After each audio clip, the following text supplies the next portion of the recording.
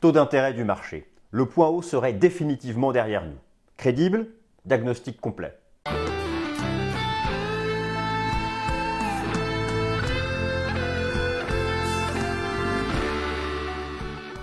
Alors chers amis, je suis ravi de vous retrouver, nouvelle édition du Top Gun. Nous sommes le lundi 4 décembre 2023. Et oui, depuis fin octobre, baisse sensible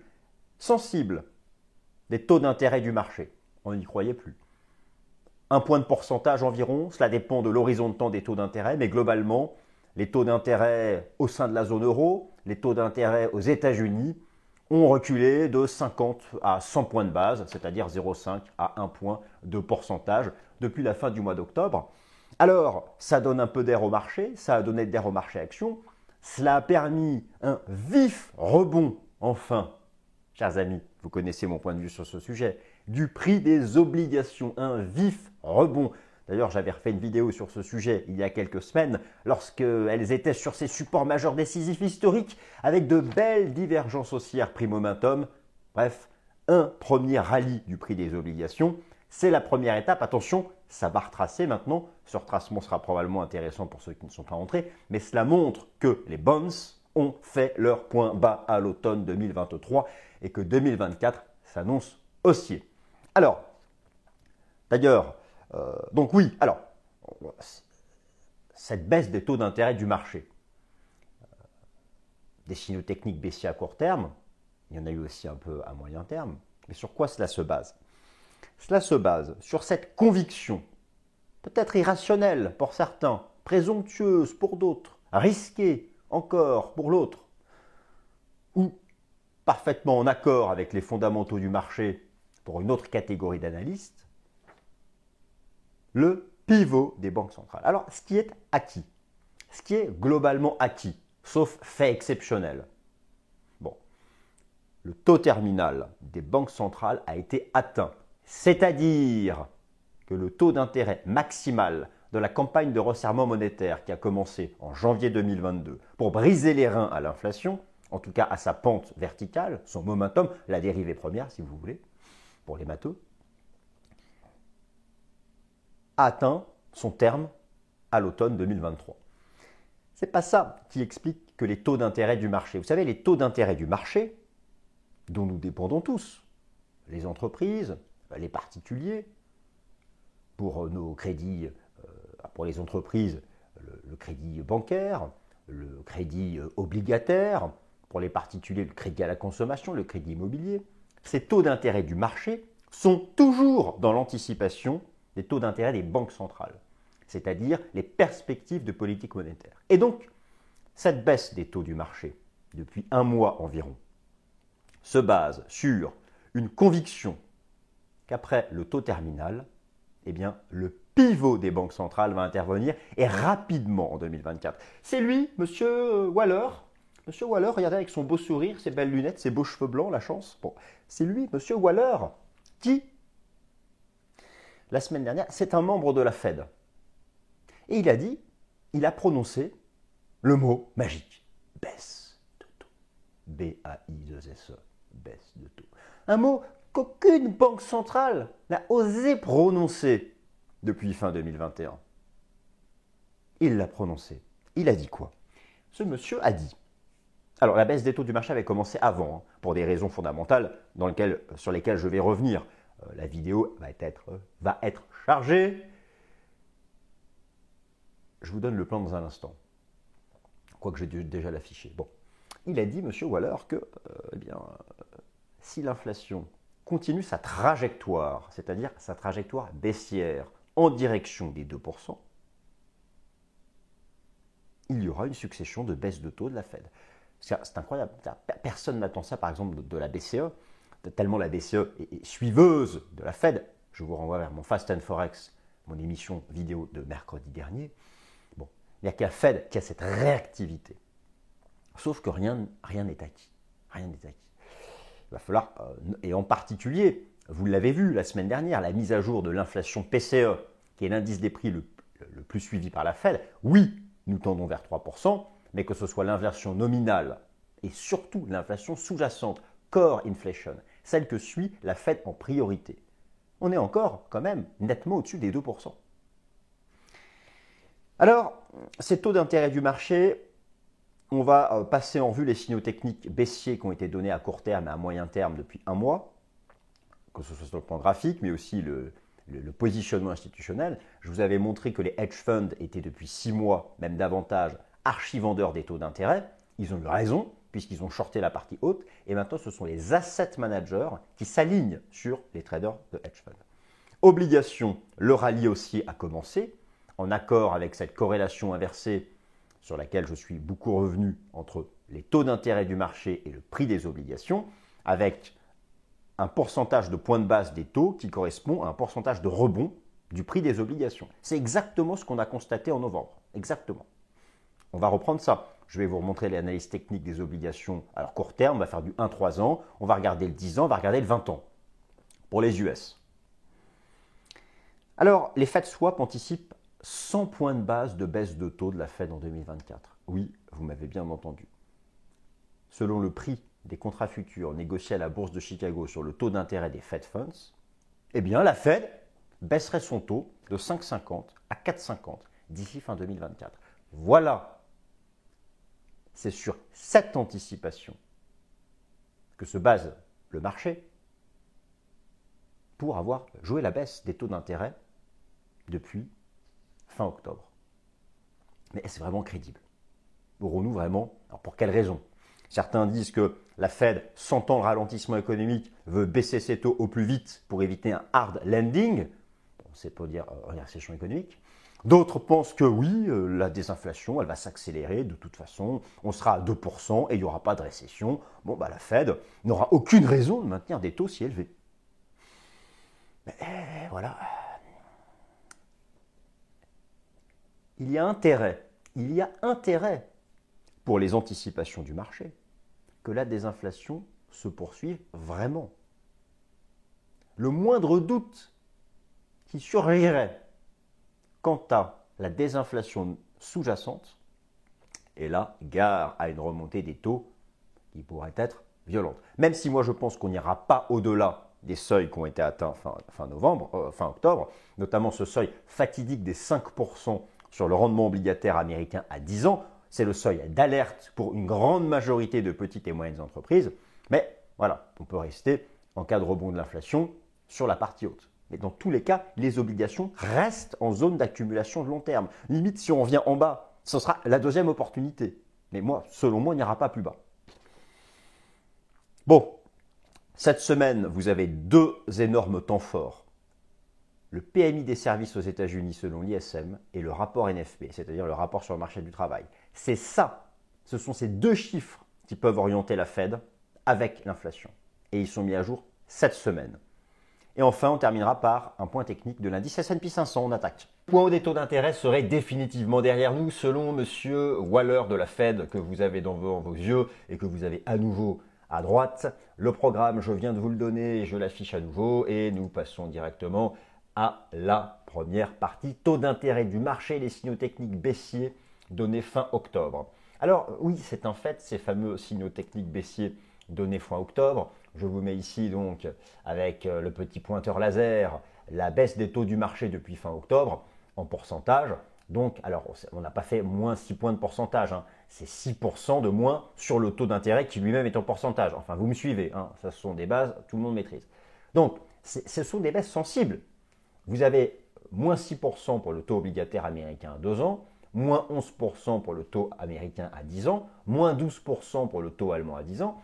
Regardez de manière concrète comment cela se traduit par exemple pour les emprunteurs particuliers qui font un crédit immobilier. Vous avez là le taux immobilier hypothécaire à 30 ans aux États-Unis, c'est-à-dire le taux d'intérêt pour un crédit immobilier dont la garantie est une hypothèque du bien immobilier, ce qui se fait énormément aux États-Unis. En France, par exemple, la garantie hypothécaire est très peu fréquente. Bon, là aussi, donc, on voit bien le rapport entre les taux du marché et concrètement, pour nous, tout à chacun, les taux du crédit suivent. Donc voilà, il y a eu quelque chose. Et cette baisse a commencé avant que la semaine dernière, M. Waller parle. Alors, le fait, les taux d'intérêt du marché ont démarré une phase corrective baissière depuis la fin du mois d'octobre en bourse sur le marché du crédit. On va regarder les signaux techniques. Le point de départ de la baisse a été donné lorsque le taux d'intérêt obligataire à 10 ans, qui est le benchmark ultime pour évaluer les conditions de financement à long terme pour l'État, les entreprises et les particuliers, a atteint le seuil d'alerte des 5% le jeudi 19 octobre dernier. Je m'explique, voilà, donc le seuil d'alerte avait été atteint fin octobre et c'est depuis ce seuil d'alerte, vous savez, à 4%, c'est environ un tiers des petites et moyennes entreprises américaines qui disent qu'elles gèlent tous leurs investissements, tout, parce qu'elles ne peuvent pas faire face à la charge d'intérêt d'un crédit. À 5%, c'est 50% des petites et moyennes entreprises américaines qui disent qu'elles sont prises à la gorge. Et c'est à ce moment-là que les taux se sont repliés. C'est à ce moment-là que les gérants sont allés à l'achat massivement sur les obligations, en sachant que c'était le seuil d'alerte global macro. Voilà. Donc, voilà, il y a eu donc effectivement un vrai repli de ces taux.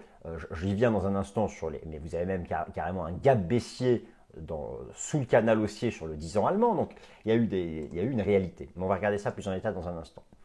Alors, ce seuil des 5% était proche du record atteint en 2007 avant la crise des subprimes et est considéré comme un seuil d'alerte mettant en grande difficulté plus de 50% des small et mid cap US. La baisse des taux d'intérêt du marché depuis fin octobre a dans un premier temps validé des signaux techniques baissiers en données quotidiennes avant que ce ne soient les graphiques de moyen terme en données hebdomadaires qui prennent le relais, suite aux commentaires dovish de M. Waller de la Fed la semaine dernière. C'est ce monsieur.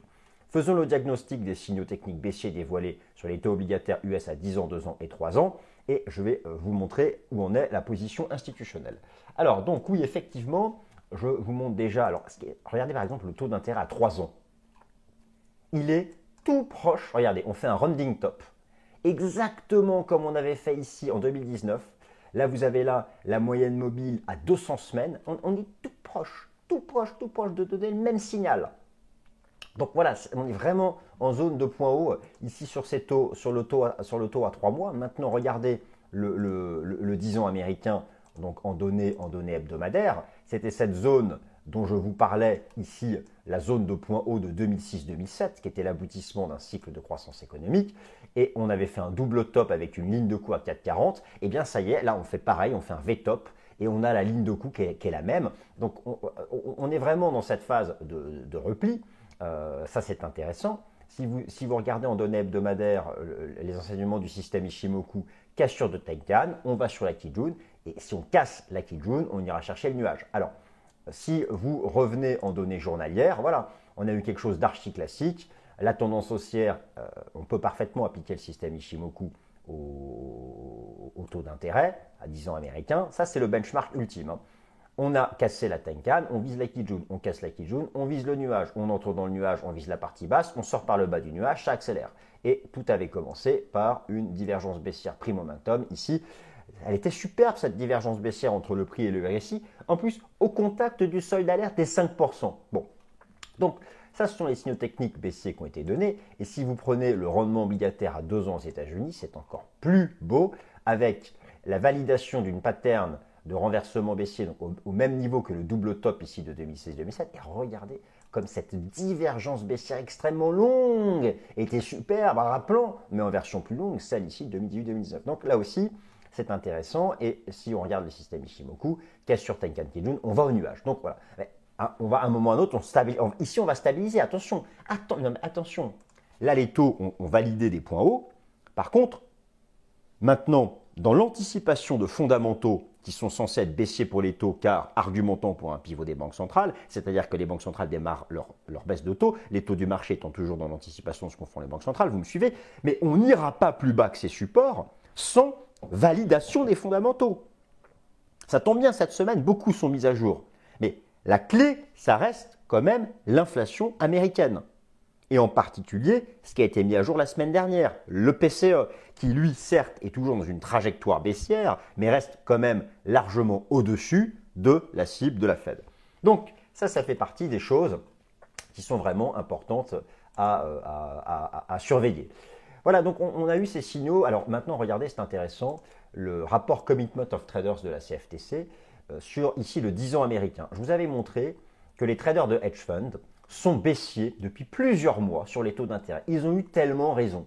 Les traders de hedge fund se sont mis à shorter, se sont mis en fait, les traders de hedge funds, je vais vous montrer ça en données hebdomadaires, ils se sont mis à shorter dès ici, dès octobre 2022. Alors, ils ont shorté un peu tôt, oui, mais en fait, ils ont accumulé des ventes en faisant le pari qu'on ne dépasserait pas cette zone de sommet de 2006-2007.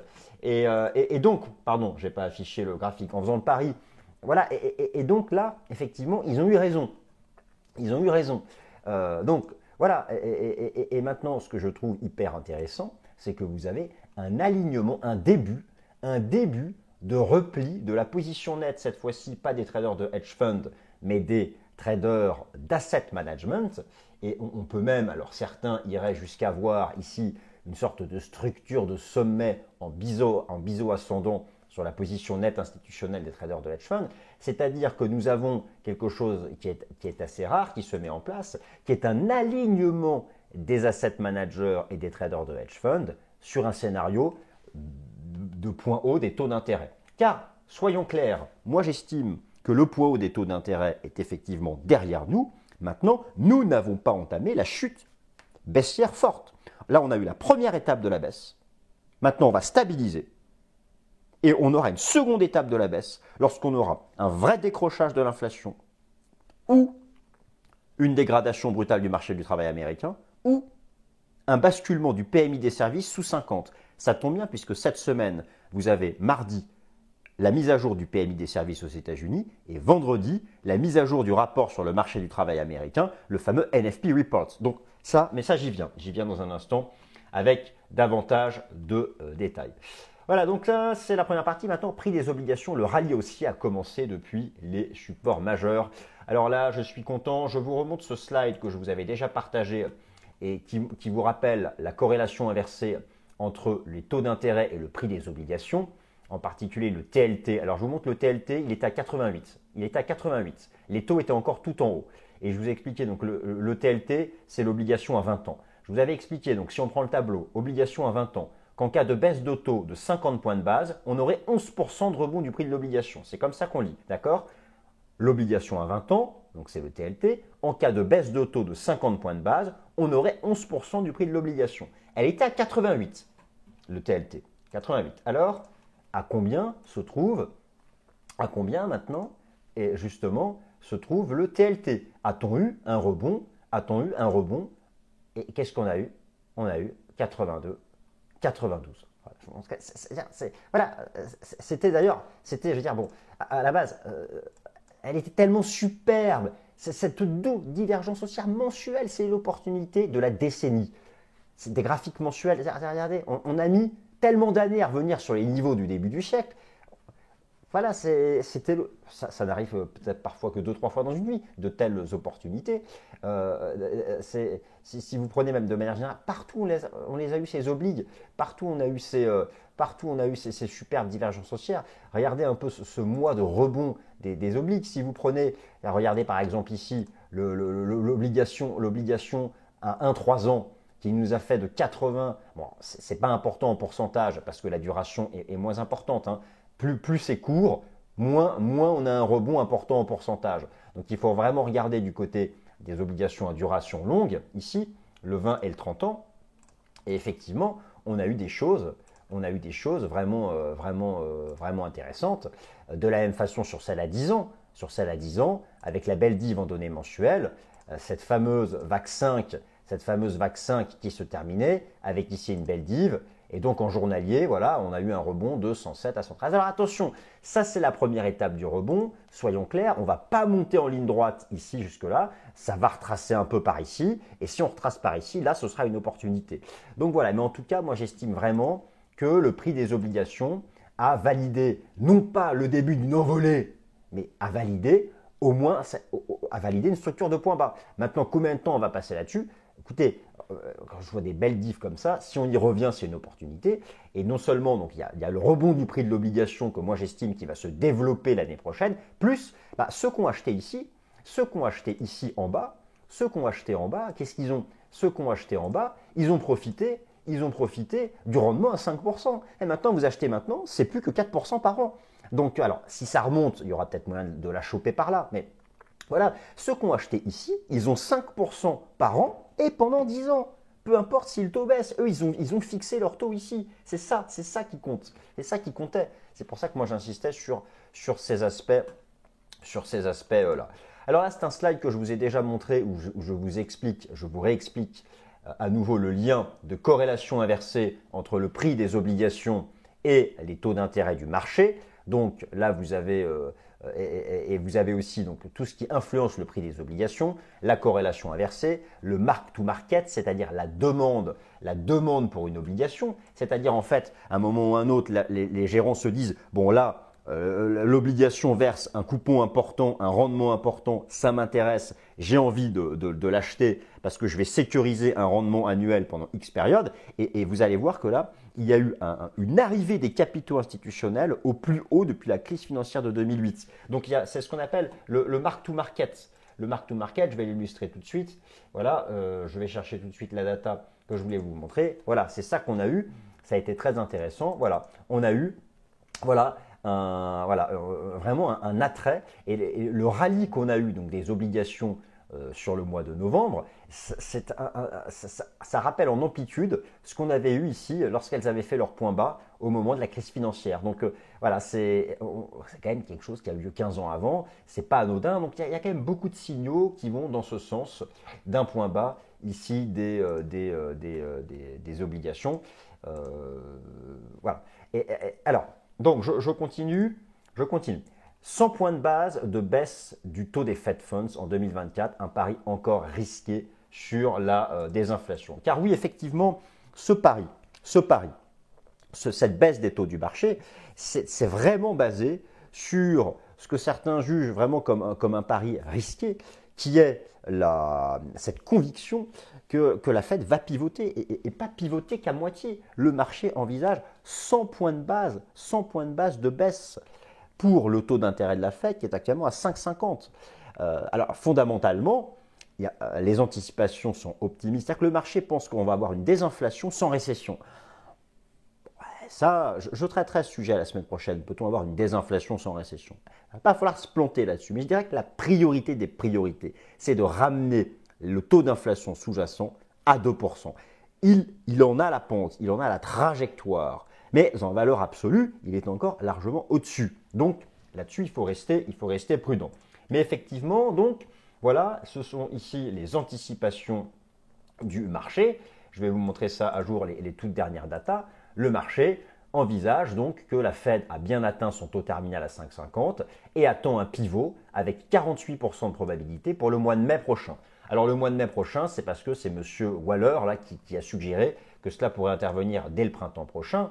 Et donc, dès le printemps prochain, voilà ce qu'envisage le marché. Il envisage finalement le même scénario ici qu'en 2006-2007. En violet, vous avez le taux d'intérêt des Fed Funds avec les successions de resserrement monétaire, pivot, politique monétaire accommodante, resserrement monétaire, pivot, politique monétaire accommodante, resserrement monétaire, pivot, politique monétaire accommodante, c'était la crise sanitaire, lutte contre l'inflation, resserrement monétaire, et là, le marché envisage à partir de mai-juin prochain, donc un pivot et une baisse de 5,50 à 4,50.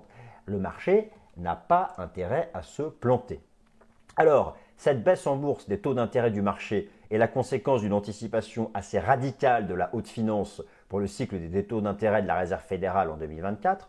Le marché estime à quasiment 100% que le taux terminal de la Fed a été à 5,50 et price 100 points de base, c'est-à-dire un point de pourcentage de baisse du taux de la Fed, soit de 5,50 à 4,50 d'ici le mois de décembre 2024. Cette anticipation baissière du marché pour le taux des Fed Funds se forge sur une double conviction. La première est que le processus de désinflation nominale et sous-jacente, core inflation, va se poursuivre jusqu'à la cible des 2% en rythme en place depuis le dernier trimestre 2023.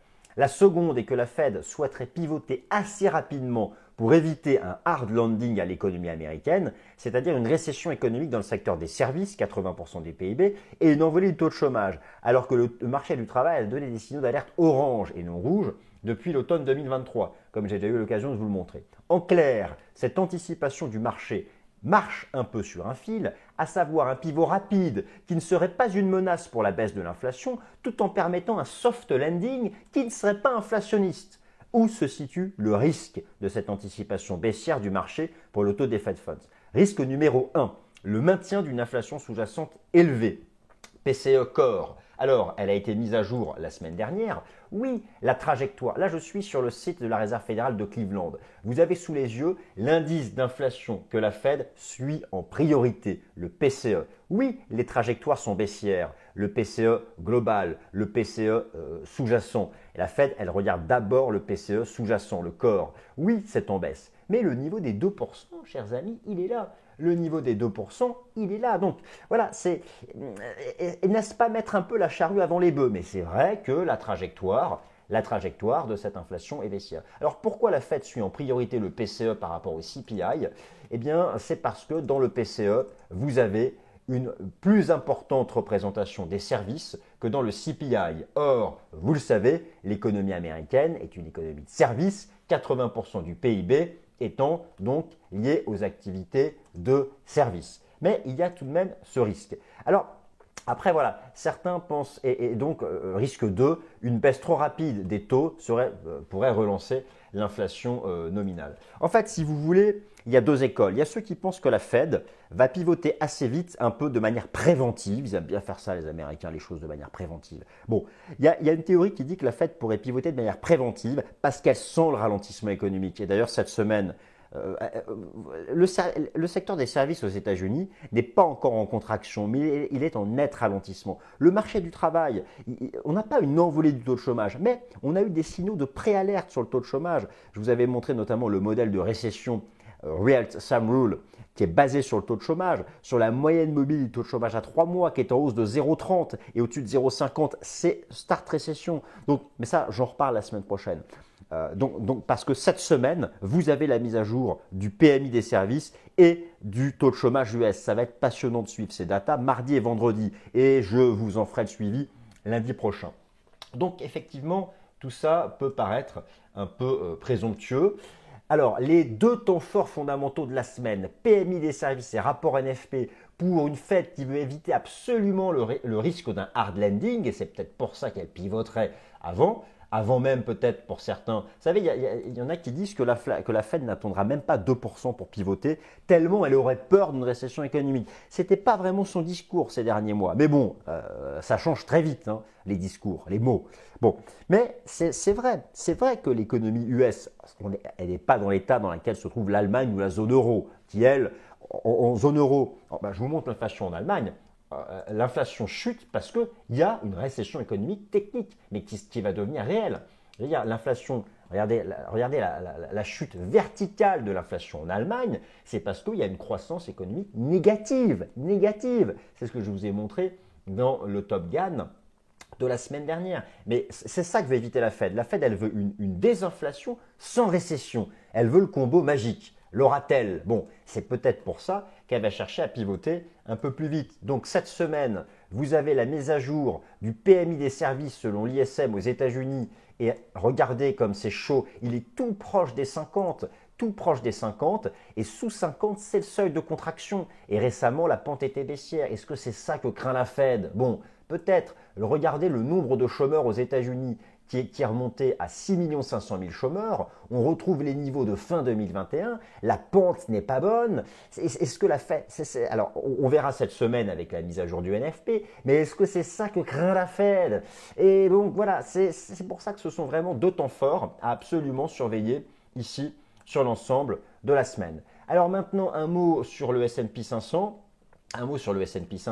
Rappelez-vous, je vous ai expliqué que depuis le rebond sur 4100 points, 4200 points, j'estimais qu'une vague 4 était terminée et que nous avions commencé une vague 5. Il y a effectivement cette cinquième jambe de hausse. Je vous ai expliqué que le marché approchait d'une résistance majeure à 4630 points qui pourrait provoquer une pause. On s'en est approché à quelques points près et effectivement on marque une pause. Je réinsiste cette semaine sur le fait que je pense qu'on va marquer une pause car il y a du surachat. Alors attention, je pense que la vague 5 n'est pas terminée et qu'on ira chercher plus tard les records de décembre 2021, mais dans l'immédiat, il y a du surachat partout, il y a un excès d'optimisme, que ce soit sur le plan quantitatif, sur le plan du sentiment, sur le plan de la participation. Et donc, c'est très bien de marquer une pause. Moi, en analyse technique, je suis un amateur des trading range, des retracements, des phases de transition latérale. Il ne faut pas monter comme ça, parce que si on monte comme ça, c'est une bulle et on redescend pareil. Donc, il faut marquer une pause.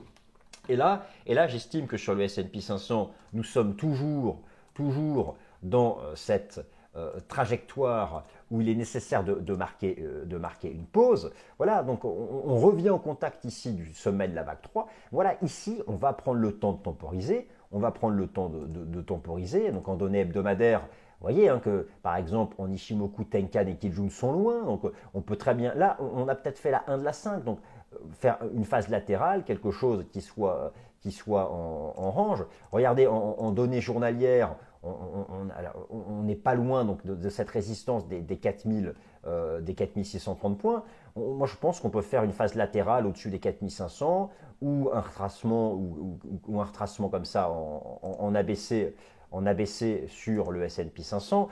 Le marché, la Tenkan arrive au contact des cours, je ne suis pas sûr qu'elle tienne longtemps. La Kijun est loin.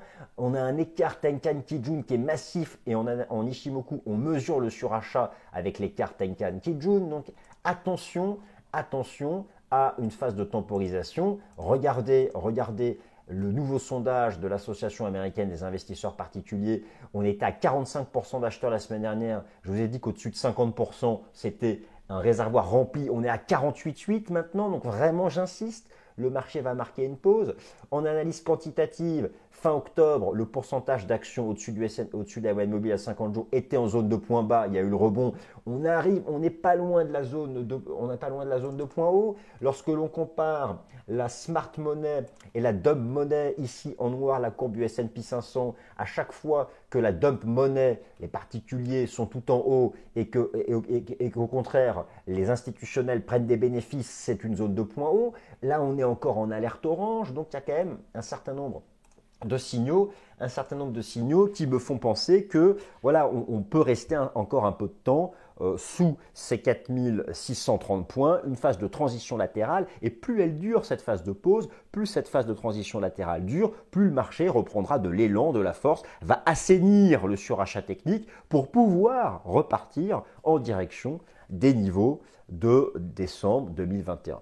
Voilà, chers amis, écoutez, j'espère que cette vidéo vous a plu. En tout cas, elle traitait avant tout du point haut des taux d'intérêt qui, à mon humble avis, est derrière nous. Ça ne veut pas dire maintenant que les taux vont chuter en ligne droite. Ils ont déjà eu une première jambe de baisse. Maintenant, ça va stabiliser en attendant que ces anticipations optimistes viennent être validées par des fondamentaux concrets, c'est-à-dire une vraie désinflation sous-jacente, dans un ralentissement économique qui est là, mais qui ne deviendrait pas un hard landing. Et 100 points de base de baisse du taux de la Fed en 2024, c'est quand même sacrément ambitieux. C'est pour ça qu'il va falloir valider ça avec des fondamentaux concrets. Voilà, chers amis, j'espère que vous avez passé un bon moment. Si oui, un petit like me fera plaisir et passez une bonne semaine. Salut!